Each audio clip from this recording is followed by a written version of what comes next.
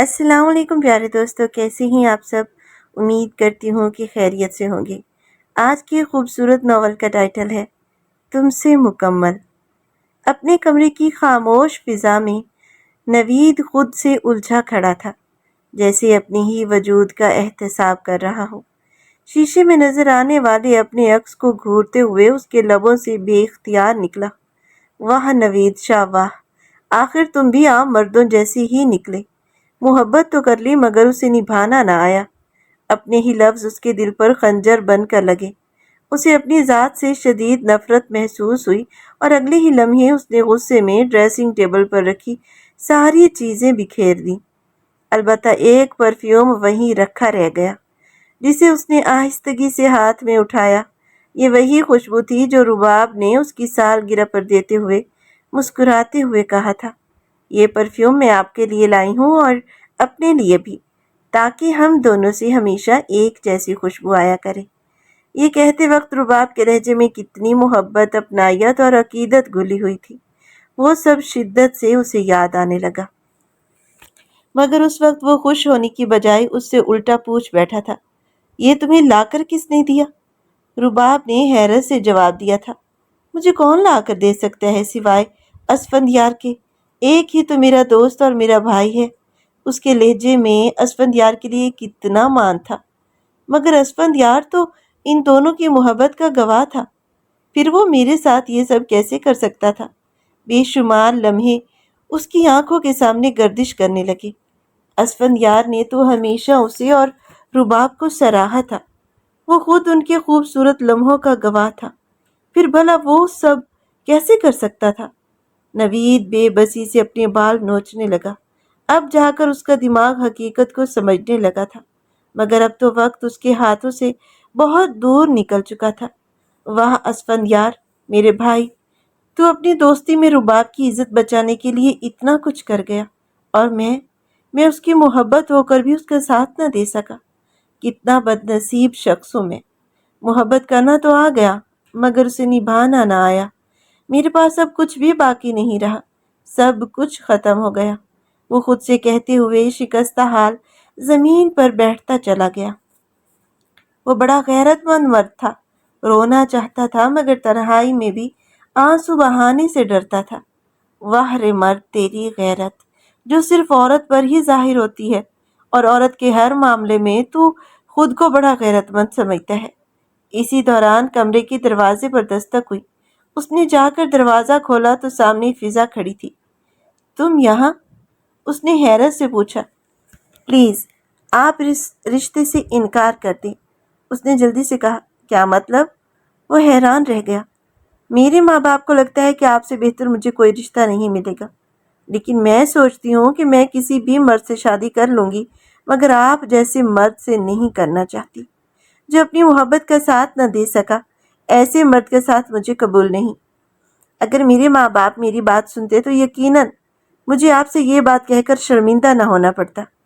وہ شرمندگی سے بول رہی تھی جبکہ نوید شاہ حیرت سے فضا کو دیکھ رہا تھا۔ اور تم تو کہتی تھی کہ اس خاندان کا میں بہترین مرد ہوں۔ نوید نے اسے اس کے وہی الفاظ یاد دلائے جو وہ اسفندیار سے کہا کرتی تھی۔ ہاں کہتی تھی، تب جب آپ کو رباب جیسی لڑکی محبت کرتی تھی۔ آپ اس جیسی لڑکی کی قدر نہ کر سکے اور اپنے بھائی پر بھروسہ نہ کر سکے۔ ایسے شخص کا ساتھ مجھے کچھ نہیں دے سکتا سوائے دکھ اور اذیت کے۔ وہ اس کی سمجھداری پر حیران تھا، کیونکہ وہ بالکل درست سوچ رہی تھی۔ میں اس قابل نہیں ہوں۔ جو شخص اپنی محبت کا بھرم اور اعتبار نہ رکھ سکا، وہ بغیر محبت کے کسی عورت کو کیا دے سکتا ہے؟ فضا اپنی جگہ بالکل صحیح تھی۔ تو یہ تمہارا آخری فیصلہ ہے؟ نوید نے پوچھا۔ جی بالکل، آپ کا احسان رہے گا میرے اوپر۔ وہ اپنے فیصلے پر پوری اٹل تھی۔ ٹھیک ہے، بے فکر ہو جاؤ، یہ شادی اب نہیں ہوگی، اس نے دھیمے لہجے میں کہا اور واقعی اطمینان کے ساتھ وہاں سے چلی گئی۔ وہ اپنے اس فیصلے سے بہت خوش تھی۔ وہ جاتے جاتے نوید کو اس کا اصلی چہرہ دکھا گئی تھی۔ کہاں گئی تھی تم؟ مہرین شاہ نے فضا کو دیکھتے ہی سوال کیا۔ کہیں نہیں۔ فضا کے چہرے پر عجیب سا اطمینان اور سکون تھا۔ اس کے چہرے کا یہی مطمئن تاثر مہرین شاہ کو بتا رہا تھا کہ وہ وہی کر کے آئی ہے جس کا ارادہ لے کر گئی تھی۔ وہ ہمیشہ سے اپنی بات پوری کرنے والی تھی۔ جیسے ہی وہ آگے بڑھنے لگی، مہرین شاہ نے اس کا بازو مضبوطی سے پکڑ کر اسے اپنی طرف موڑا اور سخت لہجے میں بولی، کہاں گئی تھی؟ کیا کر کے آئی ہو؟ صاف صاف بتاؤ۔ منع کر کے آئی ہوں اور پورا یقین لے کر آئی ہوں کہ اب یہ شادی نہیں ہوگی، فضا نے پورے اعتماد سے جواب دیا۔ اس کی بات سن کر مہرین شاہ حیرت سے اپنی بیٹی کو دیکھنے لگی جو اتنی بڑی بے وقوفی کر آئی تھی۔ پاگل ہو تم، اتنی بڑی حماقت کیسے کر سکتی ہو؟ اتنا بہترین رشتہ اپنے ہاتھوں سے کیوں جانے دے رہی ہو؟ انہوں نے غصے سے کہا، مگر فضا کا اطمینان دیکھنے کے قابل تھا۔ اس نے بغیر گھبرائے جواب دیا، کیونکہ مجھے نوید بھائی جیسے شخص کے ساتھ زندگی قبول نہیں جو اپنی محبت کا اعتبار نہ کر سکا۔ کل اگر میرے اوپر کوئی مصیبت آ گئی تو وہ میرا اعتبار بھی نہیں کرے گا، مجھے بھی ایسے ہی چھوڑ دے گا جیسے اس نے رباب کو چھوڑ دیا، اس وقت جب رباب کو سب سے زیادہ اس کے اعتبار کی ضرورت تھی۔ فضا کی بات سن کر مہرین شاہ بول اٹھی، اسفند یار اس رات دبے پاؤں اکیلا جا رہا تھا، اور دبے پاؤں وہی جاتا ہے جو چور ہوتا ہے، جس کے دل میں کوئی چور ہو، جس کی نیت میں کوئی کھوٹ ہو۔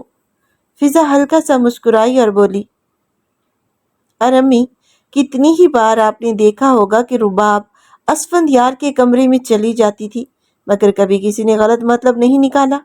آپ بھی یہ بھول گئی کہ رات 12 بجے اسفند یار کی سالگرہ پر رباب اکیلے ہی جا کر اسے سرپرائز دے کر آئی تھی، تب تو کسی نے برا نہیں سمجھا تھا، تب بھی تو وہ اکیلی دبے پاؤں گئی تھی۔ وہ دونوں تو بچپن سے ایسی شرارتیں کرتے آئے ہیں، اور آپ سب اس بات سے اچھی طرح واقف ہیں۔ پھر اس رات ایسا کیا ہو گیا کہ آپ نے چیخ چلا کر اتنا بڑا تماشا کھڑا کر دیا؟ شاید آپ اللہ سے نہیں ڈرتی، مگر میں ڈرتی ہوں، کیونکہ مکافات عمل اٹل ہے۔ اس نے ایک لمبی سانس لے کر کہا، اگر میں ابھی آپ کے سامنے قرآن پاک پر ہاتھ رکھوا کر قسم کھلواؤں تو کیا آپ مان جائیں گی کہ یہ سب کچھ آپ نے جان بوجھ کر کیا تھا؟ جان بوجھ کر اتنا بڑا تماشا کھڑا کیا تھا؟ وہ پورے یقین سے بولی، کیونکہ اب وہ اپنی ماں کی نیت کو سمجھ چکی تھی۔ بند کرو، مہرین شاہ چیخ کر بولی۔ فضا نے ان کی بات سنے بغیر کہا، مان لیجیے امی، آپ نے جان بوجھ کر چیخ چلا کر اتنا بڑا تماشا لگایا اور سب کی سوچنے اور سمجھنے کی صلاحیت کو مفلوج کر دیا۔ آپ چاہتی تو آرام سے ڈانٹ کر بھی پوچھ سکتی تھی، مگر تماشا لگا کر آپ نے بہت غلط کیا۔ ایک بیٹی کی ماں ہو کر آپ کسی اور کی بیٹی کے ساتھ ایسا کیسے کر سکتی ہیں؟ مہرین شاہ نے آخر کار تھکے ہوئے لہجے میں اعتراف کیا، ہاں میں غلط تھی، کیونکہ میری اکلوتی بیٹی کو چھوڑ کر نوید نے رباب کو پسند کر لیا، جبکہ رباب کے لیے تو اس کے خاندان میں بہت سے رشتے موجود ہیں، اور تمہارے لیے کون سا رشتہ ہے؟ اپنے ہی خاندان میں تمہارا ایک کزن ہے جو ایک بازو سے معذور ہے۔ فضا نے نہایت مضبوط مگر ٹھنڈے لہجے میں جواب دیا، امی، مجھے ایک بازو سے معذور ان شخص بھی قبول ہے، مگر ذہنی طور پر معذور شخص قبول نہیں۔ جس کی سوچ وقت پر کام نہ کرے وہ بھی تو ذہنی معذور ہی ہوتا ہے نا۔ اپنی بات مکمل کر کے وہ وہاں سے چلی گئی۔ وہ اپنی ماں کو ان کی اپنی ہی نظروں میں گرا گئی تھی۔ کاش وہ ایسا نہ کرتی، مگر وقت ہی کچھ ایسا تھا کہ لمحوں میں شیطان نے ان سے ایسا کام کروا دیا۔ کاش وہ اس بہکاوے میں نہ آتی، کیونکہ شیطان کا کام ہی انسان کو بہکانا ہوتا ہے، مگر انسان کا کام یہی ہوتا ہے کہ وہ اپنی عقل سے کام لے اور شیطان کے بہکاوے میں نہ آئے، اپنے ایمان کو مضبوط رکھے۔ اے ایمان والو، اپنے نفس کی حفاظت کرو، اسی لیے قرآن مجید میں اس کی تلقین کی گئی ہے۔ ان کا دل شدید ملال سے بھر گیا تھا۔ اسفندیار اور رباب دونوں کے درمیان پورے سفر میں ایک بھی لفظ کا تبادلہ نہ ہو سکا۔ راستے میں 2 مرتبہ اس نے کھانے کے لیے رباب سے پوچھا، مگر اس نے خاموشی سے نفی میں سر ہلا دیا۔ اسفندیار کی بھی ہمت نہیں ہو رہی تھی کہ اس سے کوئی بات کرے۔ کتنی عجیب بات تھی نا، وہی دو لوگ جو ایک دوسرے کے سامنے بیٹھ کر کبھی باتوں کا سلسلہ ختم ہی نہیں ہونے دیتے تھے۔ ایک وقت ایسا بھی تھا کہ دونوں کو خاموش کروانا پڑتا تھا، مگر آج ان کی خاموشی کو توڑنے والا کوئی نہ تھا۔ اسفندیار اسے اپنے گھر لے آیا۔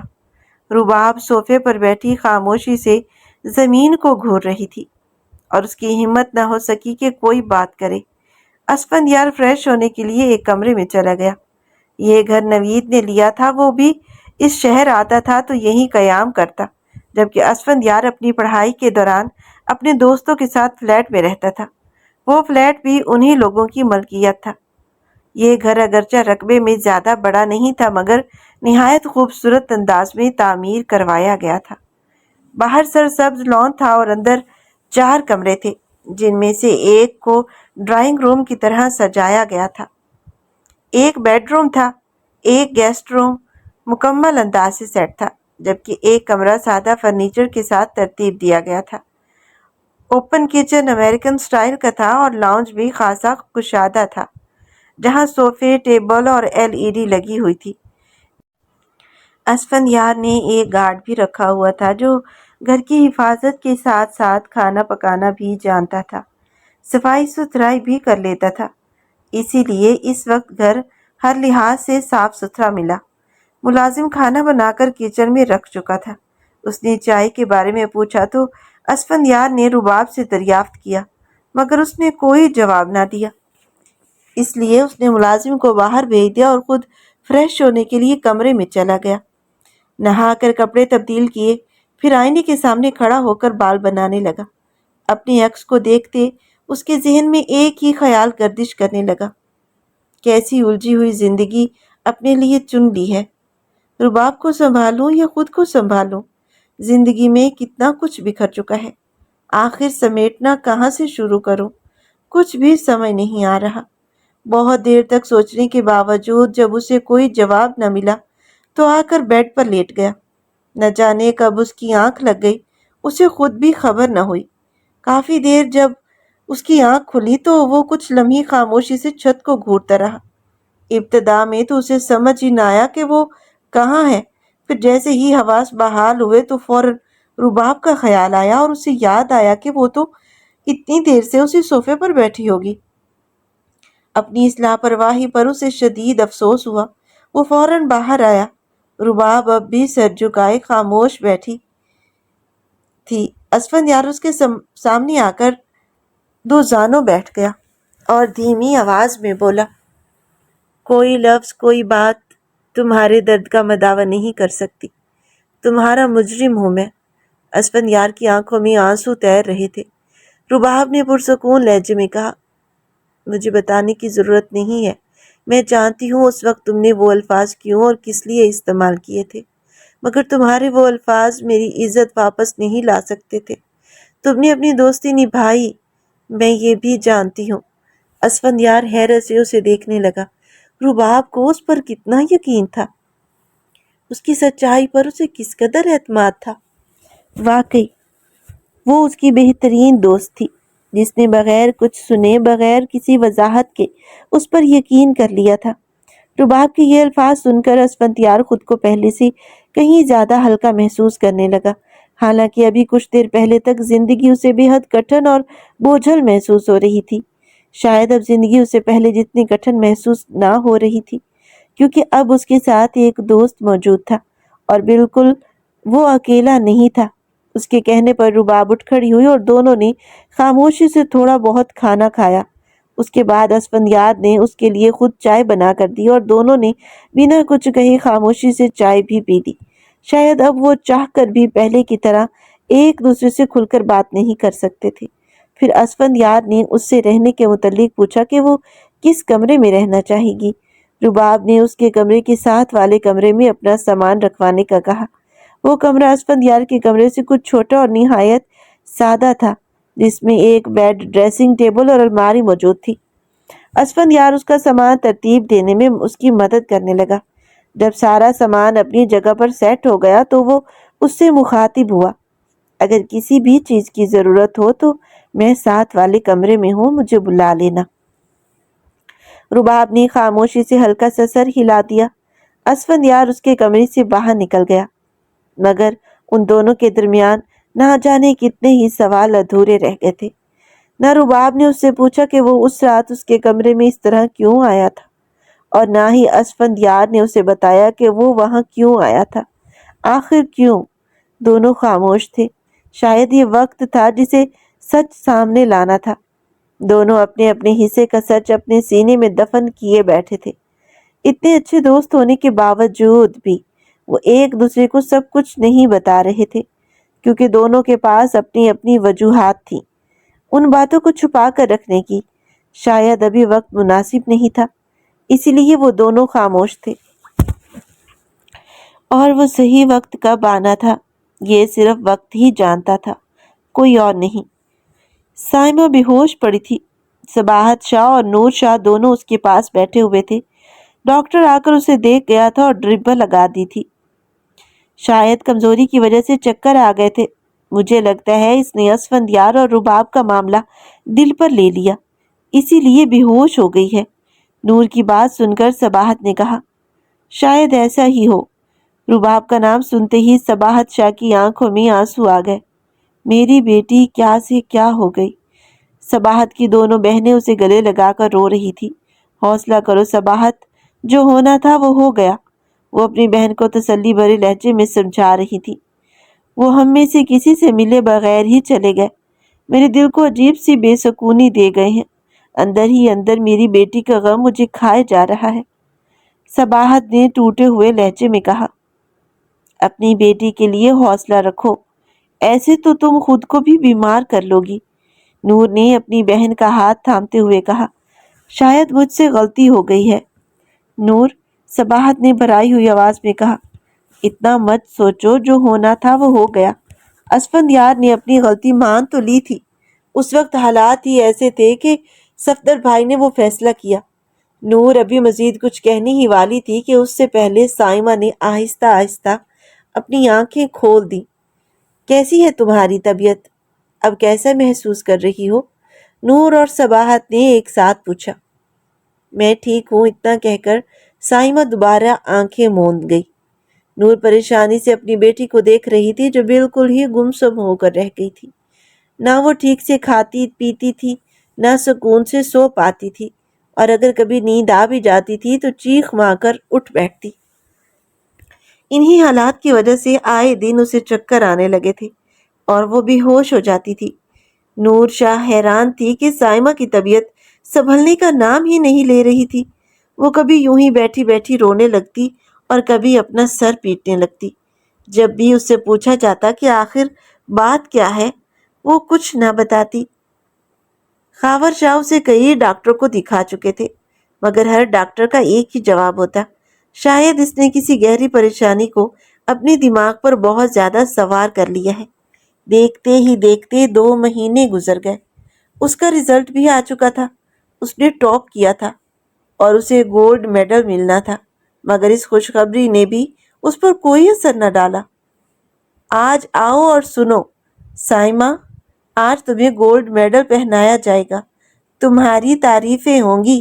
ہر امتحان میں میری بیٹی نے اول نمبر حاصل کیا ہے، نور شاہ محبت اور فخر بھرے لہجے میں کہہ رہے تھے۔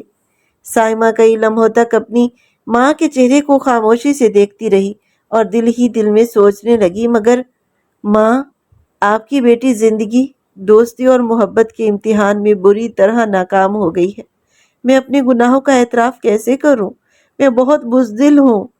پھر نہ جانے اسے کیا ہوا، اس نے اپنا سر پیٹنا شروع کر دیا اور پھوٹ پھوٹ کر رونے لگی۔ نور شاہ اس کی حالت دیکھ کر گھبرا گئی، اسے چپ کروانے کی کوشش کرنے لگی۔ کچھ نہیں ہوتا، جانے دو، میں کر لوں گی، وہ ٹوٹے ہوئے لہجے میں کہتی، مگر احساس جرم نے اسے اس قدر جکڑ لیا تھا کہ وہ کچھ بھی سوچنے یا سمجھنے کی قابل نہ رہی اور اگلے ہی لمحے دوبارہ بے ہوش ہو گئی۔ بی بی، ایک بات کہوں؟ ملازمہ نے ڈرتے ڈرتے کہا۔ اب آہستہ آہستہ بہت سے لوگوں کو سائمہ کی حالت کا اندازہ ہونے لگا تھا۔ پہلے تو صرف ملازموں تک بات محدود تھی، مگر اب رشتہ دار بھی اس کی ذہنی کیفیت کو محسوس کرنے لگے تھے۔ ہاں کہو، نور شاہ کی آواز میں گہرا دکھ نمایاں تھا۔ جانے کس کی نظر لگ گئی ہے ان کی بیٹی کو۔ آپ کسی پیر صاحب کو دکھائیں، شاید کسی جن کا سایہ ہو۔ اپنی زبان بند کرو۔ ایسا کچھ نہیں ہے، نور شاہ غصے سے بولی۔ معاف کر دیجئے بی بی، میں نے تو محبت میں کہہ دیا تھا۔ ملازمہ پھر اپنے گاؤں کا کوئی قصہ سنانے لگی۔ جاؤ یہاں سے، ایسی باتیں مت کیا کرو، اور آئندہ میرے سامنے ان چیزوں کا ذکر بھی نہ کرنا، نہ ہی کسی اور سے اس بارے میں کچھ کہنا۔ نور شاہ نے تنبیہہ انداز میں کہا۔ اللہ نہ کرے، میں کیوں بتاؤں گی کسی کو؟ ملازمہ خاموشی سے وہاں سے چلی گئی۔ نور شاہ اپنی بیٹی کو لے کر حد سے زیادہ پریشان تھی۔ سائمہ ہر وقت یا تو نہاتی رہتی یا بار بار ہاتھ دھوتی رہتی، کبھی گھنٹوں پانی کے نیچے کھڑی رہتی اور بس ایک ہی بات دہراتی، میں گندی ہو گئی ہوں، میں گندی ہو گئی ہوں، مجھے صاف کر دو، مجھے صاف کر دو۔ بہت سوچ بچار کے بعد نور شاہ نے ایک عالمہ کو اپنے گھر بلایا۔ وہ اکثر دینی مسائل پر نہایت نرمی اور محبت سے رہنمائی کیا کرتی تھی۔ ان کا انداز ایسا تھا کہ لوگ آسانی سے ان کے سامنے اپنی دل کی بات کہہ دیتے تھے۔ نور شاہ کو امید تھی کہ شاید وہ سائمہ پر دم کریں، اس سے بات کریں اور کسی نہ کسی طرح اس کی حالت میں بہتری آ جائے، مگر جب بھی نور شاہ اس سے کچھ پوچھتی، سائمہ صرف روتی رہتی، کبھی خلا میں نظریں جمائے بیٹھی رہتی، کبھی ایک لفظ بھی زبان سے نہ نکالتی۔ آج نمرہ باجی اس کے پاس آئی ہوئی تھی۔ وہ اس کے کمرے میں اس کے قریب بیٹھی، اس پر دم کیا اور اس کے لیے دعا کرنے لگی۔ آپ جائے نماز بچھا کر میرے لیے دعا کر رہی ہیں؟ سائمہ نے آہستہ سے پوچھا۔ ہاں، وہ نرمی سے بولی۔ کوئی فائدہ نہیں، اس کا مجھ پر کچھ اثر نہیں ہوگا۔ سائمہ کا لہجہ تلخی اور طنز سے بھرا ہوا تھا۔ کیوں؟ انہوں نے حیرت سے پوچھا۔ مجھے پتا ہے، سائمہ نے مختصر سا جواب دیا۔ اس کے بعد وہ کافی دیر تک اس کے پاس بیٹھی رہی، مگر سائمہ نے پھر بھی ایک لفظ نہ کہا۔ اگلے دن نمرہ باجی دوبارہ آئیں، حالانکہ اس مرتبہ نور شاہ نے انہیں نہیں بلایا تھا، مگر سائمہ کی آنکھوں میں مچلتے ہوئے بے شمار سوالات نے انہیں ایک بار پھر وہاں آنے پر مجبور کر دیا تھا۔ حسب معمول انہوں نے اس پر دم کیا، جائے نماز بچھائی اور اس کے لیے دعا کرنے لگی۔ سائمہ خاموشی سے انہیں دیکھتی رہی، پھر اچانک دھیمی آواز میں بولی۔ ایک بات پوچھوں آپ سے؟ ہاں پوچھو، نمرہ باجی نے نرمی سے جواب دیا۔ سائمہ نے لرزتے ہوئے لہجے میں پوچھا۔ اگر کوئی انسان اپنے حسد اور جلن میں کسی کی زندگی برباد کر دے، ایسے لوگوں کی جنہیں وہ بہت پیار کرتے ہوں، تو کیا اس کی معافی ہوتی ہے؟ کیا اس کے لیے کوئی دعا قبول ہو سکتی ہے؟ نمرہ باجی نے اسے محبت سے دیکھتے ہوئے کہا۔ یہ جلن اور حسد شیطان کی صفات ہے۔ شیطان انسان کے نفس پر حملہ کرتا ہے، اس کے دل میں نفرت پیدا کرتا ہے، اور پھر اسی نفرت کے ذریعے اس سے غلط کام کرواتا ہے۔ جہاں تک انسان کے ساتھ کیے گئے ظلم کا تعلق ہے، تو اس کی معافی انسان ہی سے مانگنی پڑتی ہے، کیونکہ یہ انسان کا انسان سے معاملہ ہے۔ جب تک وہ انسان معاف نہیں کرتا، اللہ تعالیٰ بھی معاف نہیں فرماتے۔ وہ بہت نرمی سے اسے سمجھا رہی تھی، کیونکہ انہوں نے اس کے دل کی گھٹن اور بے چینی کا اندازہ ہو چکا تھا۔ سائمہ نے کچھ لمحے خاموش رہنے کے بعد پھر پوچھا، اور اگر وہ انسان معاف ہی نہ کرے تو آخرت میں اس کا کیا ہوگا؟ اس کی آواز میں اذیت صاف محسوس ہو رہی تھی۔ نمرہ باجی نے آہستہ سے جواب دیا۔ جو جس کی خصلتیں اپناتا ہے، قیامت کے دن اسی کے ساتھ اٹھایا جائے گا۔ یہ ایک جملہ سائمہ کے وجود کو اندر تک ہلا گیا، جیسے کسی نے اسے جھنجھوڑ کر رکھ دیا ہو۔ اس کے ذہن میں بس یہی ایک بات گردش کرنے لگی تھی کہ کیا وہ حسد اور جلن کی آگ میں جل کر اتنے گناہ کر چکی ہے کہ اب وہ شیطان جیسی ہو گئی ہے؟ نمرہ باجی اسے مزید بھی بہت کچھ سمجھاتی رہی، مگر سائمہ کا ذہن وہیں ایک ہی جملے پر اٹک کر رہ گیا۔ نہ اس نے اس کی باقی باتیں سنی اور نہ ہی سمجھی۔ اچانک وہ زور زور سے چیخنے لگی۔ نکل جائیے یہاں سے، نکل جائیے۔ اس کی چیخیں سن کر نور شاہ گھبرا کر اندر آئی، جبکہ نمرہ باجی خاموشی سے اس کے رد عمل کو غور سے دیکھتی رہی۔ انہیں اس کی بے بسی، بے چینی اور اذیت اپنی انتہا پر محسوس ہوئی۔ وہ خاموشی سے وہاں سے چلی گئی۔ بڑی مشکل سے نور شاہ نے سائمہ کو سنبھالا تھا۔ اگلی صبح اسفندیار کی آنکھ 12 بجے کھلی۔ گھڑی پر نظر پڑتے ہی وہ چونک اٹھا۔ اتنی دیر ہو گئی، مجھے اٹھنے کا پتہ ہی نہیں چلا۔ رباب کیا کر رہی ہوگی؟ اگلے ہی لمحے اسے رباب کا خیال آیا۔ وہ اپنی ذمہ داریوں کو بخوبی سمجھتا تھا، اسی لیے رباب اب اس کی ذمہ داری تھی اور ہر لمحہ اس کے ذہن میں چھائی رہتی تھی۔ وہ چاہ کر بھی اس سے غافل نہیں ہو سکتا تھا۔ وہ جلدی سے فریش ہو کر باہر آیا تو دیکھا رباب صوفے پر بیٹھی تھی۔ سامنے ٹی وی چل رہا تھا۔ اسے دیکھتے ہی وہ ایک نظر اس پر ڈال کر خاموشی سے کچن کی طرف بڑھ گئی۔ کچھ دیر بعد چائے لا کر اس کے سامنے رکھ دی، اپنا کپ اٹھایا اور سامنے والے صوفے پر بیٹھ گئی۔ دونوں خاموشی سے چائے پینے لگے۔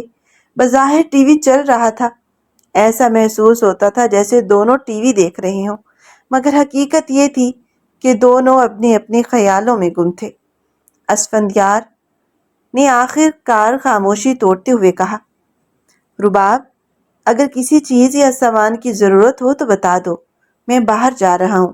اگر تم میرے ساتھ چلنا چاہو تو مجھے کوئی اعتراض نہیں۔ بات کی شروعات ہمیشہ کی طرح اسی نے کی تھی۔ رباب نے بے تاثر لہجے میں جواب دیا، نہیں، میں گھر پر ٹھیک ہوں اور مجھے کسی چیز کی ضرورت نہیں۔ اسفندیار نے فکر بھرے انداز میں کہا، تم گھر پر اکیلی رہو گی تو مجھے تمہاری فکر لگی رہے گی۔ اس کے لہجے میں اس کی تنہائی کے لیے بے حد پریشانی تھی۔ رباب نے ہلکی سی جھنجھلاہٹ کے ساتھ کہا، تو کیا ہر وقت آپ کے ساتھ باہر پھرتی رہوں گی؟ باہر گارڈ موجود ہے، آپ بے فکر ہو کر جائیں۔ یہ کہتے ہوئے وہ اپنے لہجے کی سختی پر قابو پا چکی تھی۔ اسفندیار اسے دیکھتا رہ گیا، مگر چاہ کر بھی وہ اسے یہ نہ کہہ سکا کہ اس کی فکر کرنا اب اس کی مجبوری بن چکی تھی۔ وہ اسے یہ بھی نہ بتا سکا کہ وہ کس قدر ذمہ داری کے احساس میں اسے یہاں اکیلا چھوڑ کر نہیں جا سکتا۔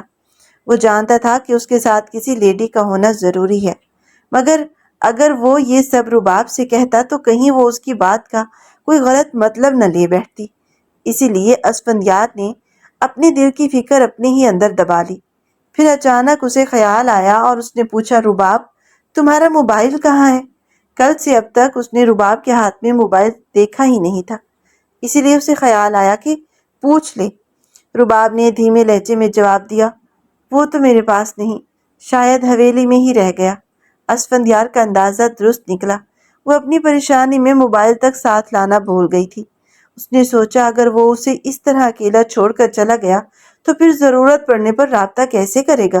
رباب کے اعتراض کے باوجود وہ اسے اپنے ساتھ مارکیٹ لے گیا۔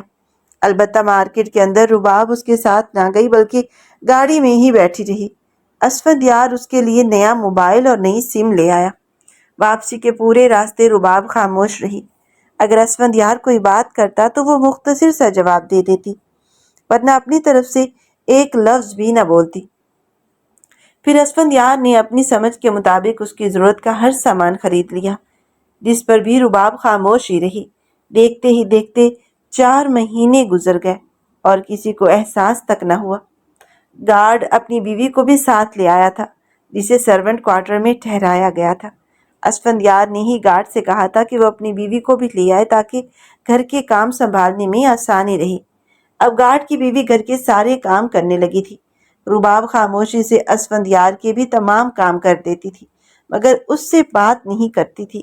دونوں اپنے اپنے دائروں اور اپنے اپنے کمروں تک محدود ہو کر رہ گئے تھے۔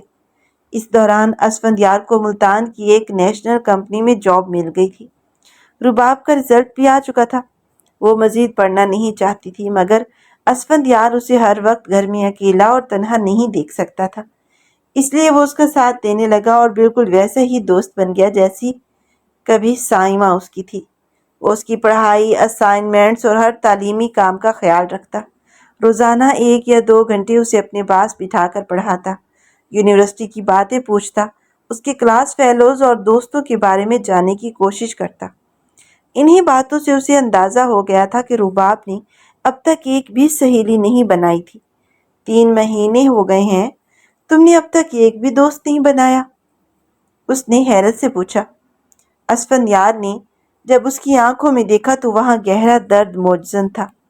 وہ اپنے جذبات کو پوری شدت سے ضبط کیے ہوئے تھی۔ اور آنسوؤں کو پلکوں میں قید کر رکھا تھا۔ وہ اس سوال کا جواب بھی نہ دے سکی۔ اس کے گلابی ہونٹ ہلکے ہلکے کانپنے لگے اور چہرہ سرخی مائل ہو گیا۔ اسفندیار ایک لمحے کو خود بھی کھو گیا۔ وہ کیا پوچھ رہا تھا اور رباب کیا جواب دینے والی تھی؟ سب کچھ اس کے ذہن سے نکل گیا۔ وہ بے اختیار اس کے حسن کو دیکھتا رہ گیا۔ شاید پہلی بار وہ اسے صرف اپنی بہترین دوست کے طور پر نہیں بلکہ اپنی بیوی کی حیثیت سے دیکھ رہا تھا۔ شوہر ہونے کا احساس جیسے ہی دل میں جاگا تو حق کے ملکیت کا احساس بھی اس کے اندر بیدار ہونے لگا۔ وہ بے اختیار اس کے قریب جھکا اور اس کے ہونٹوں پر اپنے لب رکھ دیے۔ اگلے ہی لمحے رباب ساکت رہ گئی۔ اسفندیار ان نرم ہونٹوں کی لطافت کو شدت سے محسوس کرنے لگا۔ چند لمحوں کے لیے وہ ہر سوچ اور ہر بات سے آزاد ہو گیا۔ رباب گہری گہری سانسیں لیتے ہوئے اپنے تنفس معمول پر لانے کی کوشش کر رہی تھی، اس سے پہلے کہ اسفندیار اپنی کیفیت میں مزید بہک جاتا۔ اس کی نظر رباب کی ناک میں پہنی ہوئی ڈائمنڈ کی ننھی سی نوز پر پن پر جا ٹھہری، جس سے منعکس ہونے والی روشنی سیدھی اس کی آنکھوں میں پڑی اور وہ چونک کر فوراً پیچھے ہٹ گیا۔ رباب کے الفاظ اس کے ہونٹوں تک آ کر رک گئے، کیونکہ اس کے لیے لب اب بھی اس لمس کی شدت سے کانپ رہے تھے۔ وہ اس پر غصہ کرنا چاہتی تھی، بہت کچھ کہنا چاہتی تھی، مگر کچھ بھی نہ کہہ سکی۔ آخرکار بے بسی سے اس کی آنکھوں سے آنسو بہنے لگے اور وہ خاموشی سے اپنے ہی ہاتھوں سے اپنے آنسو صاف کرنے لگی۔ وہ چاہ کر بھی اس کے آنسو صاف نہ کر سکا اور خاموشی سے وہاں سے اٹھ کر چلا گیا۔ وہ تو کمرے سے نکل گیا مگر رباب اسے بے حد بے چین کر گئی تھی۔ اسفندیار کو بار بار وہ نوز پن یاد آ رہی تھی۔ وہ اچھی طرح جانتا تھا کہ وہ کس وقت اور کس کے نام کی نسبت میں اسے پہنائی گئی تھی۔ اس احساس نے اس کے دل میں عجیب سی چبھن پیدا کر دی تھی۔ اگلی صبح سے ہی وہ مسلسل اپنے گزشتہ رات کے رویے پر رباب سے معافی مانگتا رہا، جبکہ رباب صرف اوکے کہہ کر بات ختم کر دیتی، کیونکہ وہ اپنی زندگی کا آخری رشتہ بھی کھونے کا حوصلہ اپنے اندر نہیں رکھتی تھی۔ اگلے دن رات کے کھانے کے بعد رباب حسب معمول پڑھنے کے لیے اس کے کمرے میں آئی۔ کچھ دیر پڑھائی کرنے کے بعد اسفندیار نے دھیرے سے کہا، میں تمہارے لیے کچھ لایا تھا۔ رباب حیرت سے اس کے چہرے کو دیکھنے لگی۔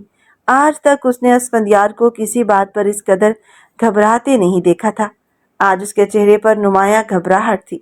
اس نے ایک چھوٹی سی خوبصورت ڈبیا اس کی طرف بڑھائی اور دھیمے لہجے میں کہا، کیا تم یہ میرے لیے پہن سکتی ہو؟ رباب نے حیرانگی سے ڈبیا پکڑی اور آہستہ سے کھولی۔ اس کے اندر ایک خوبصورت نوز پن تھی، جس میں ایک ننھا سا ڈائمنڈ جگمگا رہا تھا۔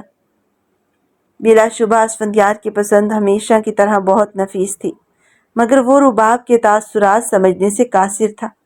رباب خاموشی سے اٹھ کر آئینے کے سامنے جا کھڑی ہوئی۔ اس نے اپنی پرانی نوز پن اتاری اور خاموشی سے ڈبیا میں رکھ دی۔ اسفندیار حیرت زدہ رہ گیا، پھر اس نے اس کی لائی ہوئی نوز پن پہن لی۔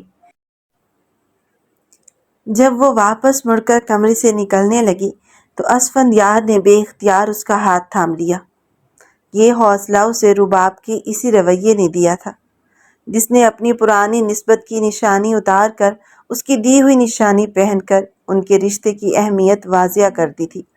اس نے آہستگی سے اسے دوبارہ آئینے کے سامنے کھڑا کیا اور گولڈ کی باریک چین اس کے گلے میں ڈال دی۔ رباب خاموشی سے نظریں جھکائے کھڑی رہی۔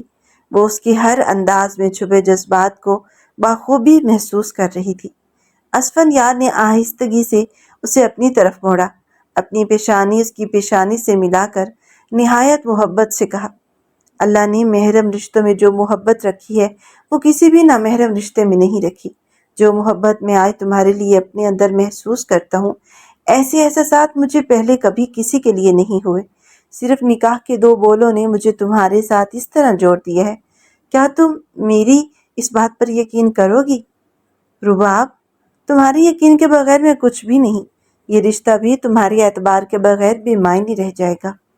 وہ مسلسل بول رہا تھا جبکہ رباب خاموشی سے اسے سنتی جا رہی تھی۔ اس کی خاموشی دیکھ کر اسفندیار نے دوبارہ کہا، میں تمہارے لیے یہ سب محسوس کرتا ہوں۔ کیا تمہیں بھی میرے لیے ذرا سا بھی کچھ محسوس ہوتا ہے یا نہیں؟ اس کا لہجہ محبت سے لبریز تھا۔ چند لمحے خاموش رہنے کے بعد رباب آہستہ سے بولی، ہاں اسفندیار، میں یقین کرتی ہوں نکاح کے 2 بولوں کے بعد اللہ نے مجھے ایک سچا محافظ دیا ہے جس نے میری ہر تکلیف کا مداوع کیا ہے۔ محبت وہ نہیں ہوتی جو نامحرم رشتوں میں کی جائے، محبت تو وہ ہے جو اس رشتے میں بندھنے کے بعد میں تمہارے لیے اپنے دل میں محسوس کرتی ہوں۔ تم نے مجھے جو یقین اور اعتماد دیا ہے اس نے مجھے نئی زندگی دی ہے۔ رباب جیسے بولنے پر آئی تو دل کی ہر بات کہتی چلی گئی اور اسفندیار حیرت سے صرف اسے سنتا رہا۔ ایک لمبی سانس لے کر وہ دوبارہ بولی، تم نے ہمیشہ ایک بے لوث دوست بن کر میرا ساتھ دیا ہے۔ مجھے یقین ہے کہ ایک شوہر کی حیثیت سے تمہاری محبت میرے نصیب میں اس سے بھی کہیں زیادہ ہوگی۔ رباب کے لہجے میں وہ یقین صاف جھلک رہا تھا جو اسے اسفندیار پر تھا۔ بالکل، انشاءاللہ، اسفندیار نے دھیرے سے کہا۔ اگلے ہی لمحے اس نے محبت کی پہلی مہر اس کی پیشانی پر ثبت کی۔ رباب کے الفاظ نے اسفندیار کو وہ ہمت دے دی تھی جس کی بدولت وہ اپنے اس رشتے کا آغاز محبت سے کر سکا، مگر رباب بھی پھر بھی اسے یہ نہ بتا سکی کہ اسے زندگی بھر اس بات کا افسوس رہے گا کہ اس نے کبھی نوید شاہ جیسے شخص پر اپنی محبت لٹا دی تھی، جبکہ اب وہ کئی دنوں سے اپنے رب کا شکر ادا کر رہی تھی کہ اس نے اسے اسفندیار جیسا سچا ہمسفر عطا کیا، کہ اسے اسفندیار جیسا ہمسفر ملا تھا۔ وہ اسے محبت دیتا یا نہ دیتا، مگر اس نے اسے عزت، احترام، اعتماد اور یقین دیا تھا۔ اور ایک عورت کو اپنے شوہر سے اس سے بڑھ کر آخر اور کیا چاہیے ہوتا ہے؟ پھر اسفندیار نے جب اپنی محبت کا اظہار بھی کر دیا تو اس کی خوشی کئی گنا بڑھ گئی۔ رباب نے دل کی رضا اور خوشی کے ساتھ اپنے شوہر کی حقوق ادا کیے۔ اس نے محسوس کیا کہ اسفندیار کی محبت نے اس کے اندر جمی ہوئی برف کو آہستہ آہستہ پگھلا دیا ہے۔ چاند بھی جیسے ان کی اس حسین ملن پر مسکرا رہا تھا۔ رباب اس کی مضبوط باہوں میں سمٹی چلی گئی اور اسفندیار اسے اپنے وجود میں سمیٹتا چلا گیا۔ ان کے وصال کی وہ رات محبت، اعتماد اور سکون سے لبریز تھی۔ نمرا باجی، آپ ہی اس سے بات کریں، شاید آپ کی بات سمجھ جائے، نور شاہ نے بڑی امید سے کہا۔ میں کوشش کر رہی ہوں، اللہ نے چاہا تو سب بہتر ہو جائے گا، نمرا باجی نے تسلی دیتے ہوئے جواب دیا۔ جب بھی نمرا باجی سائمہ کے پاس بیٹھتی وہ فوراً واش روم چلی جاتی، بار بار ہاتھ اور منہ دھونے لگتی اور دیر تک روتی رہتی۔ نمرا باجی واش روم کے کھلے دروازے سے اس کی بے قراری دیکھتی رہتی اور نرمی سے پوچھتی، بیٹا کیا دھو رہی ہو؟ مگر سائمہ کوئی جواب نہ دیتی۔ وہ ہر وقت ڈری، سہمی اور گھبرائی ہوئی رہتی، کچھ بھی بولنے سے قاصر تھی۔ نمرا باجی خاموشی سے اس پر قرآنی آیات پڑھتی اور اس کے لیے دعا کرتی رہتی۔ آج سائمہ کی طبیعت نسبتاً کچھ بہتر محسوس ہو رہی تھی۔ نمرا باجی نے نرمی سے پوچھا، تو پھر صاف ہو گئے تمہارے ہاتھ؟ سائمہ ہر بار نفی میں سر ہلا دیتی اور دوبارہ بھاگ کر ہاتھ دھونے لگ جاتی۔ وہ بے رحمی سے اپنے ہاتھ دیوار پر رگڑتی، پھر پانی سے دھوتی، یہاں تک کہ اس بار اس نے اپنی ہتھیلی زخمی کر ڈالی۔ نمرا باجی فوراً دوڑ کر اس کے پاس آئیں اور اس کی ہاتھ مضبوطی سے تھام لیے۔ یہ کیا کر رہی ہو تم؟ دیکھو تمہارے ہاتھ زخمی ہو گئے ہیں۔ سائمہ پھوٹ پڑی، اس طرح بھی میرے ہاتھ صاف نہیں ہو رہے۔ نور شاہ جب بھی نمرا باجی کو دم کروانے کے لیے بلاتی تو شاید اللہ تعالیٰ نے نمرا باجی کے دل میں اس کے لیے ایسی تڑپ ڈال دی تھی کہ وہ اسے اس اذیت سے نجات دلانے کی ہر ممکن کوشش کرتی رہتی۔ وہ جانتی تھی کہ وہ وقت قریب ہے جب سائمہ اپنے گناہ کا اعتراف کر لے گی اور خود کو دی جانے والی اس اذیت سے باہر نکل آئے گی۔ اچانک سائمہ زور زور سے رونے لگی، اپنا سر پیٹنے لگی اور چیختے ہوئے بولی، میں ایسی نہیں تھی، مجھے نہیں معلوم میں ایسے کیسی بن گئی۔ قیامت کے دن مجھے شیطان کے پیچھے کھڑے ہونے والوں میں ہونا ہے۔ وہ چیخ چیخ کر اپنے دل کا سارا بوجھ باہر نکال رہی تھی۔ نمرا باجی نے فوراً اسے اپنے قریب کرتے ہوئے کہا، نہیں، تم ان میں سے نہیں ہو، نہ ہی ان میں سے اٹھائی جاؤ گی، تم ان جیسی نہیں ہو۔ اپنے گناہ کا اعتراف کر لو، جن کی گنہگار ہو ان سے معافی مانگ لو۔ سائمہ روتی ہوئی ان کے سامنے دو زانوں بیٹھ گئی اور لرزتی آواز میں بولی، اگر میں اپنے گناہ کا اعتراف کر لوں، معافی مانگ لوں تو کیا میری نجات ممکن ہے؟ निम्रा बाजी ने उसकी आंखों में देखते हुए पूरे यकीन से कहा, हाँ मुमकिन है। साइमा की आंखों से आंसू मुसलसल बह रहे थे। वो फिर बोली, अगर उन दोनों ने मुझे माफ ना किया तो क्या तब भी मेरी निजात मुमकिन है? क्योंकि मुझे नहीं लगता वो लोग मुझे माफ करेंगे। मैं तो बहुत से लोगों की गुनहगार हूँ। आज वो इसी तरह तड़प रही थी जैसे उस दिन रुबाब तड़प रही थी। जिस दर्द से उस दिन रुबाब गुजरी थी, आज वही दर्द साइमा को अंदर ही अंदर जला रहा था। निम्रा बाजी ने नरमी से उसका हाथ थामते हुए कहा, तुम अपनी गुनाह का एतराफ कर लो, उन लोगों से माफी मांगो, बार बार माफी मांगती रहो, फिर अपने रब के हजूर झुक जाओ, उससे दुआ करो कि वो उन लोगों के दिल में तुम्हारे लिए रहम डाल दे, उनके दिलों में नरमी पैदा कर दे ताकि वो तुम्हें माफ कर सके। इस तरह तुम्हारी इस अजियत से निजात मुमकिन है। निम्रा बाजी ने उसकी आंखों में आंखें डालकर पूरे यकीन से कहा। उनके लहजे के एतमाद ने जैसे साइमा के दिल में उम्मीद की एक किरण जगा दी। शायद वो इस अजाब भरे लम्हे से कभी बाहर निकल सके। अगले ही लम्हे साइमा की आंखों के सामने उस दिन का एक एक मंजर घूमने लगा जब उसने अपने हाथों से रुबाब और असफंदियार की जिंदगी तबाह कर दी थी। वो उन्हीं यादों में खो गई जब रुबाब को रस्म के लिए लाया गया तो 7 सुहागनों के पल्लों में 2-2 चूड़ियां बांधी गई। फिर औरतों ने सुहाग के गीत गाना शुरू कर दिए। सबाहत बेगम ने अपने हाथों से रुबाब की दोनों कलाइयों में चूड़ियां पहनाई और मोहब्बत भरे लहजे में कहा, इनकी हिफाजत करना अब तुम्हारी जिम्मेदारी है, एक भी चूड़ी टूटनी नहीं चाहिए। रुबाब मुसलसल शर्माते जा रही थी और उसने पूरे यकीन से वादा किया कि वो इन चूड़ियों की हिफाजत करेगी, एक भी नहीं टूटने देगी। फिर सबाहत बेगम मुस्कुराते हुए बोली, जानती हो, इन चूड़ियों से एक और अकीदा भी जुड़ा हुआ है। जब तुम इन्हें अपनी कलाई से उतार कर किसी कंवारी लड़की को पहनाओगी तो उसकी शादी भी जल्दी हो जाएगी और उसे भी उसका पसंदीदा जीवन साथी मिल जाएगा। रुबाब ने हैरत से अपनी सास की तरफ देखा और पूछा, वाकई अम्मी, ऐसा होता है?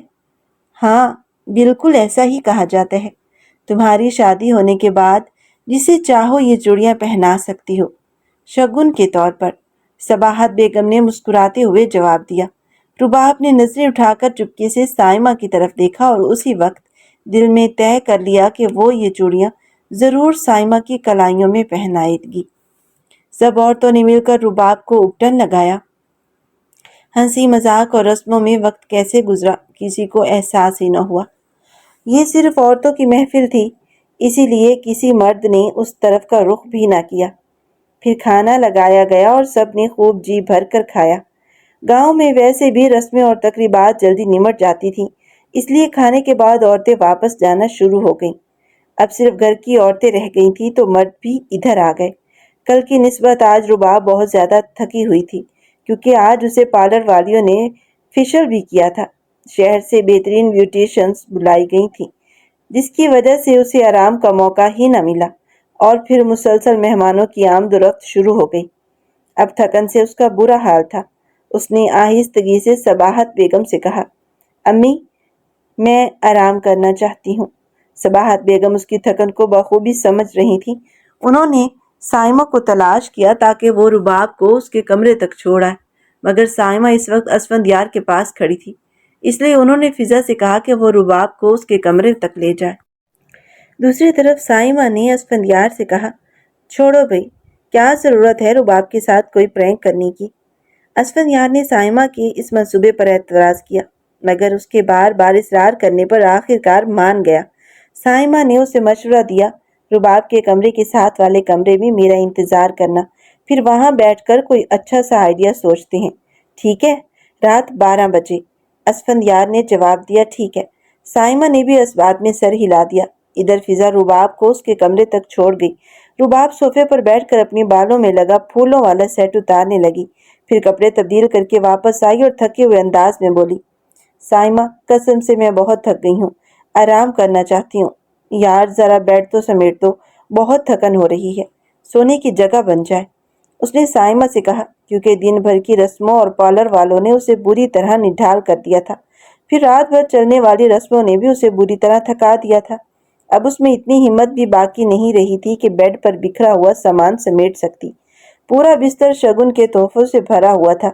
جو شام کے وقت اس کی ساس نے اسے دیے تھے۔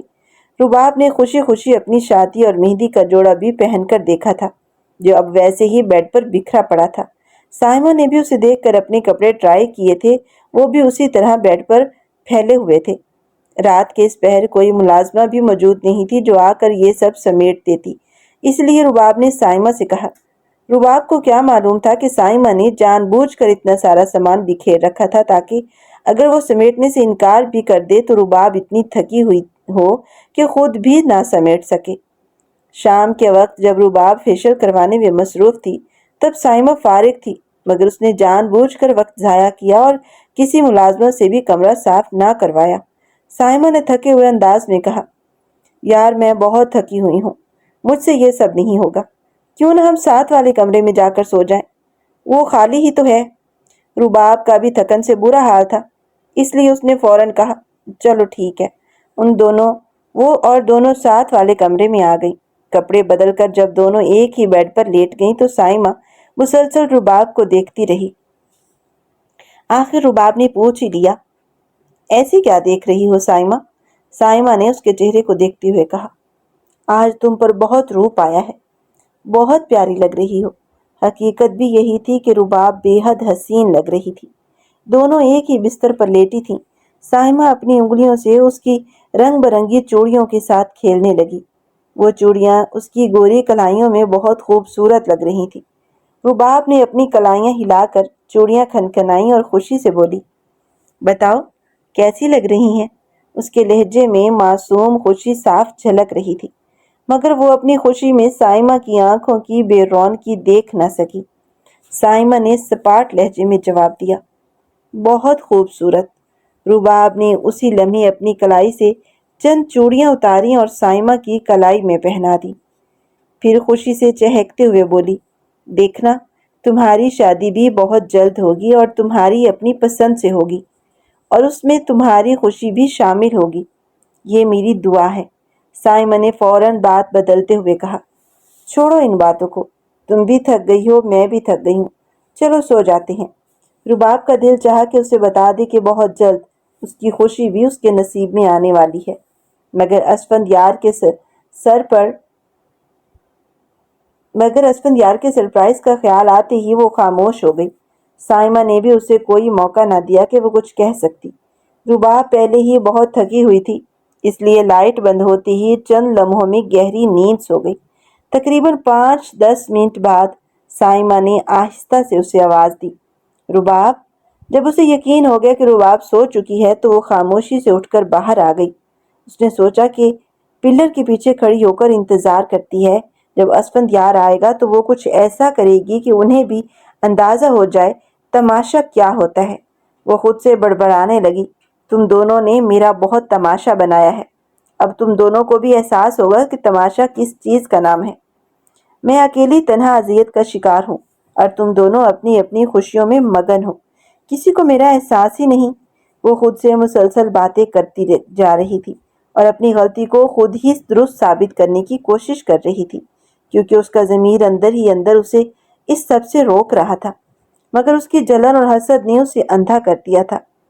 وہ رباب کی محبت، خلوص اور اپنائیت کو برداشت ہی نہ کر سکی۔ حسد انسان کو اندھا، گونگا اور بہرا بنا دیتا ہے، نہ اسے کچھ سمجھ آتا ہے اور نہ ہی سوچنے سمجھنے کی صلاحیت باقی رہتی ہے۔ وہ انسان سے ایسے گناہ کروا دیتا ہے جن کا ازالہ شاید کبھی ممکن نہ ہو، پھر وہی انسان ساری زندگی اپنی ہی حسد کی آگ میں جلتا رہتا ہے۔ سائمہ جیسے ہی رباب کے پاس سے اٹھنے لگی، اس کی کلائی میں پہنی ہوئی چوڑیاں بج اٹھیں۔ اسی لمحے اس کے ذہن میں ایک اور نہایت مکروہ خیال آیا۔ اس نے فوراً اس کے خیال پر عمل کیا، جلدی سے رباب کی کلائیوں میں پہنی چوڑیاں توڑ کر اس کے بستر پر پھیلا دی۔ اس وقت تک جلن اور حسد نے اس کے سوچنے سمجھنے کی صلاحیت کو اس قدر مفلوج کر دیا تھا کہ اسے اندازہ ہی نہ ہو سکا کہ وہ کتنی بڑی غلط حرکت کر رہی ہے۔ پھر وہ تیزی سے کمرے سے باہر آ گئی اور پلر کے پیچھے اس انداز سے کھڑی ہو گئی کہ وہ تو سب کچھ دیکھ سکتی تھی مگر اس پر کسی کی نظر پڑنا تقریباً ناممکن تھا۔ وہ خاموشی سے انتظار کرنے لگی۔ اسی دوران سیڑھیاں چڑھتے ہوئے مہرین شاہ اوپر آ رہی تھی۔ ان کی نظر اسفند یار کی پشت پر پڑی مگر اسفند یار انہیں نہ دیکھ سکا۔ سائمہ بددستور چھپ کر کھڑی رہی۔ مہرین شاہ نے جو منظر دیکھا اس نے انہیں بھی حیران کر دیا۔ سائمہ کے دل میں مسکراہٹ پھیل گئی کیونکہ وہ جیسا چاہتی تھی سب کچھ ویسا خود بخود ہو گیا اور اسے مزید کچھ کرنے کی ضرورت ہی پیش نہ آئی۔ دوسری طرف فضا نے مسکراتے ہوئے آنکھیں کھولیں اور اپنے پہلو میں لیٹے ہوئے اپنے شوہر پر ایک محبت بھری نظر ڈالی۔ بے اختیار اس کے لبوں پر شکر کا تبسم آ گیا۔ ان کی شادی کو بھی 2 مہینے گزر چکے تھے۔ وہ آئینے کے سامنے کھڑی تیار ہو رہی تھی کیونکہ اس کے شوہر کو اس کا سجنا سنورنا بہت پسند تھا، اس لیے وہ دل سے تیار ہوتی تھی۔ اچانک اس کے شوہر نے پیچھے سے آ کر اسے باہوں میں بھر لیا۔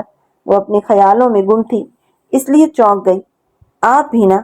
اس نے پیار سے اسے خود سے ذرا دور کیا۔ نوید شاہ نے اسے اپنی طرف موڑ کر اس کی پیشانی پر محبت سے بوسہ دیا اور پھر بھرائی ہوئی آواز میں بولا، شکریہ میری جان، تم نے ایک ذہنی معذور اور ادھورے انسان کو مکمل کر دیا۔ اس کے لہجے میں کرب تھا۔ فضا فوراً تڑپ کر اس سے الگ ہوئی اور بولی، بس کریں نوید شاہ، جب دیکھیں یہی بات کرتے رہتے ہیں، پلیز خود کو ایسے مت کہا کریں۔ اس نے محبت بھری سرزنش کی۔ نوید شاہ مسکرا دیا، پھر سنجیدگی سے بولا، ویسے حقیقت یہی ہے کہ تم نے مجھے اپنا کر میرے ادھورے پن کو مکمل کر دیا۔ تمہارا میری زندگی میں آنا میرے لیے اللہ کی بہت بڑی نعمت ہے۔ میں ہر روز اللہ کا شکر ادا کرنے کے بعد تمہارا بھی شکریہ ادا کرتا ہوں، اور مجھے یہ کہتے ہوئے اچھا لگتا ہے کہ میں واقعی تمہارے بغیر ایک ذہنی معذور انسان کا کردار ادا کر رہا تھا۔ تم نے بالکل ٹھیک کہا تھا۔ فضا حیرت سے اسے دیکھ رہی تھی۔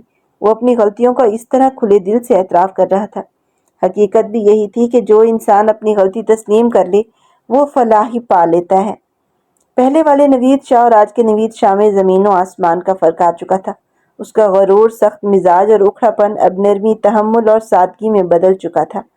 فضا بے اختیار اس دن کو یاد کرنے لگی جب نوید شاہ اس کے گھر آیا تھا۔ اسے دیکھ کر وہ حیران رہ گئی تھی۔ آپ یہاں؟ اس نے حیرت سے پوچھا تھا۔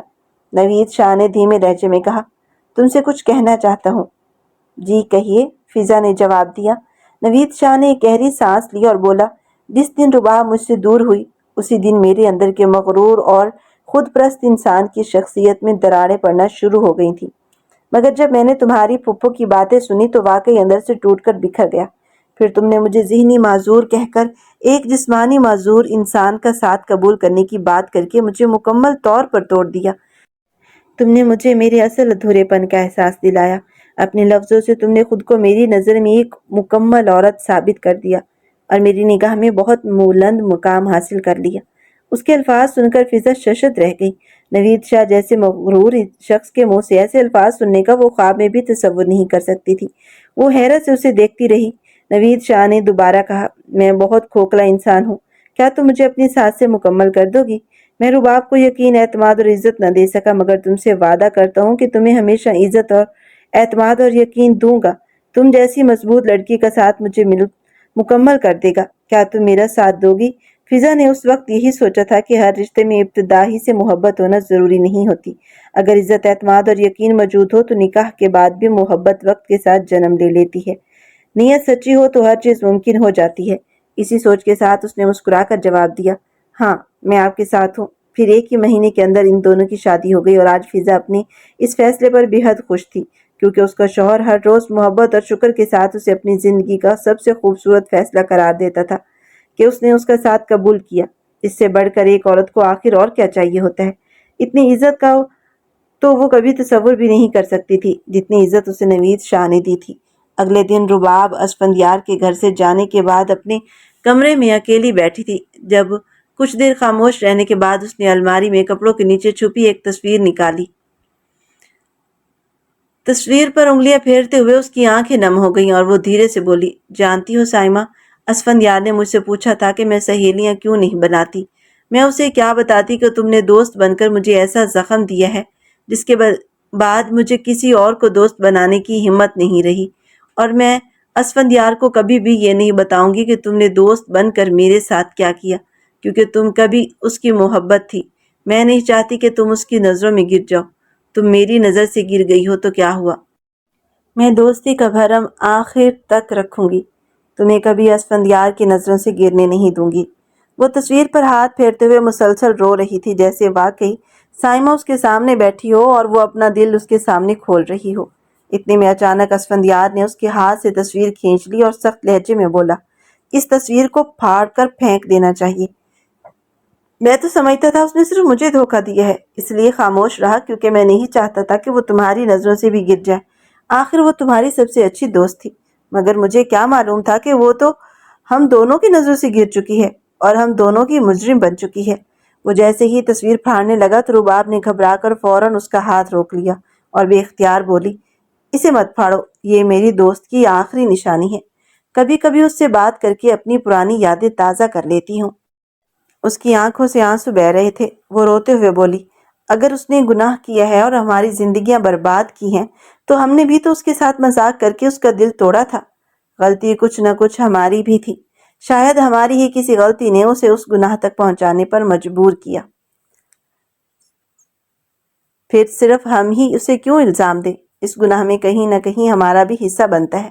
رباب کی باتوں نے اسفندیار کو لاجواب کر دیا۔ چند لمحے خاموش رہنے کے بعد رباب دوبارہ بولی، اگر کبھی اسے اپنے گناہ کا احساس ہو جائے اور وہ ہم سے معافی مانگے تو مجھ سے وعدہ کرو، ہم دونوں اسے معاف کر دیں گے۔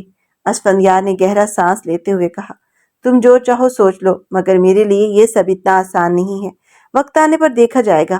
یہ کہہ کر اس نے تصویر واپس اس کے ہاتھ میں تھما دی اور اپنے کمرے میں چلا گیا۔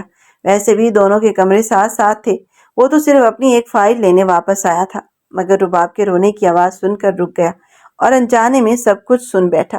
ادھر سائمہ روتے ہوئے ساری بات اپنی ماں اور نمرا باجی کو بتا چکی تھی۔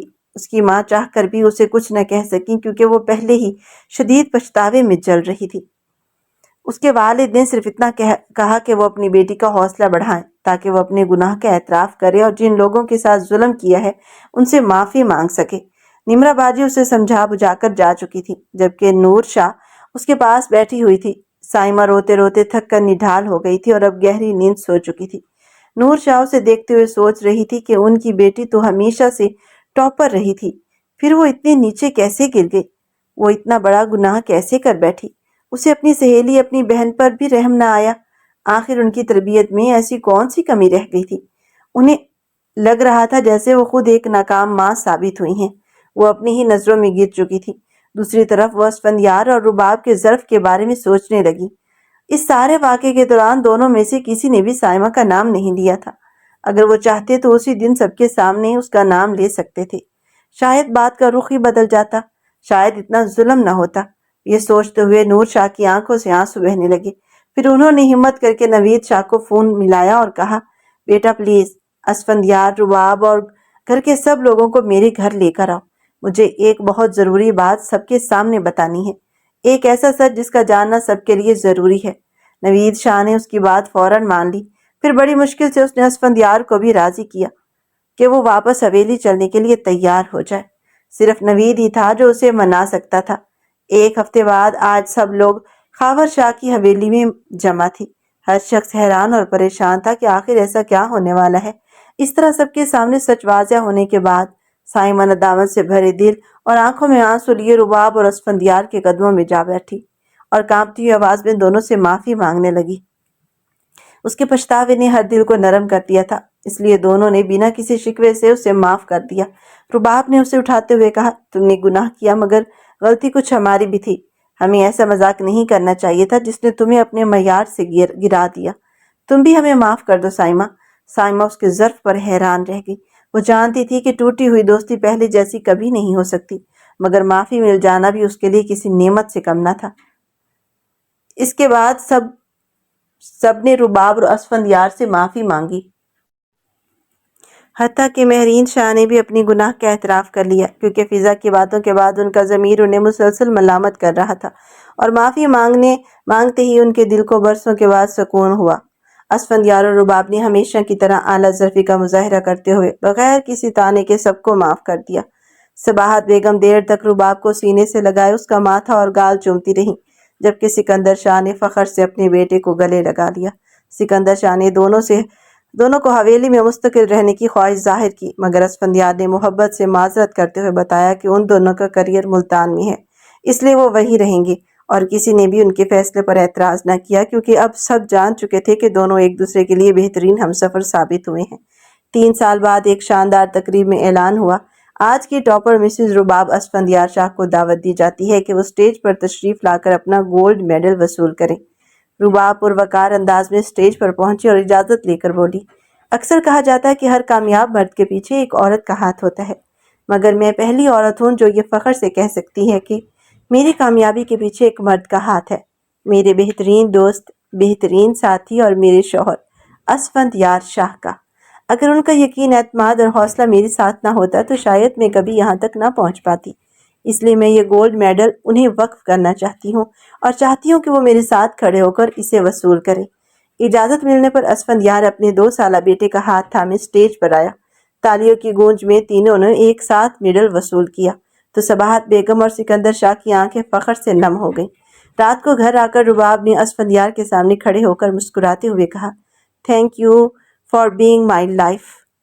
تم میری زندگی میں آئے، یہی میری سب سے بڑی کامیابی ہے۔ تم نے مجھے یقین دیا، عزت دی، اعتماد دیا اور ہر بار میرے خوابوں کو اپنے خواب بنا لیا۔ آئی لو یو سو مچ اسفندیار۔ اسفندیار نے محبت سے اس کا ماتھا چوما اور کہا، آئی لو یو ٹو مائی جان۔ پھر مسکراتے ہوئے اسے بتایا کہ یونیورسٹی میں اس کے لیے لیکچرر کی جاب منظور کر لی گئی ہے۔ رباب نے اشارت سے کہا، میں آپ دونوں کو زیادہ وقت دینا چاہتی ہوں۔ اسفندیار نے اس کے ہاتھ تھام کر جواب دیا، اور تم ضرور دو گی، مگر اپنی خواب بھی جیو گی، کیونکہ تمہاری کامیابی میری خوشی ہے۔ وہ جانتی تھی کہ وہ اس بحث میں کبھی نہیں جیت سکتی، اس لیے مسکراتے ہوئے اس کے گلے لگ گئی۔ اتنے میں ان کا ننھا بیٹا دوڑتا ہوا آیا اور دونوں کے درمیان سمٹ گیا۔ اسفندیار نے دونوں کو اپنی باہوں میں بھر لیا۔ چاندنی ان تینوں پر برس رہی تھی اور یوں محسوس ہو رہا تھا جیسے آسمان بھی ان کی محبت، یقین اور وفا کی اس خوبصورت داستان پر مسکرا رہا ہو، کیونکہ بعض رشتے محبت سے نہیں بلکہ اعتماد سے شروع ہوتے ہیں، اور جب اس اعتماد میں عزت، اخلاص اور وفا شامل ہو جائے تو وہی رشتہ زندگی کا سب سے خوبصورت عشق بن جاتا ہے۔